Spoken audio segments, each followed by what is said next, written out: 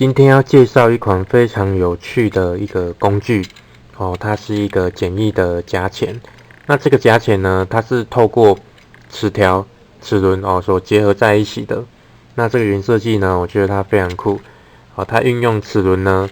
来做左右边的同步开合，以及中间是用齿条让它直线变旋转运动产生了这个机械式的作动。那这边呢因为是使用人字齿轮所以刚好两边的轴向对卡住了，所以它不会有脱落的情形是一个蛮聪明的设计。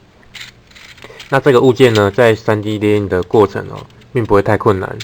我想原设计好像都有考量过 3D 列印的堆叠状态成功率是蛮高的。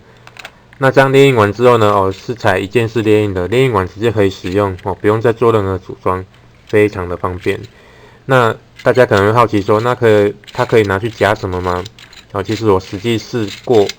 觉得夹持力道是不太好它比较适合纯粹拿来玩乐用的不太适合拿来夹东西。但是真的这个结构是非常酷的值得大家去参考看看。有兴趣的人呢，我会放在底下的链接你可以去下载来制作看看。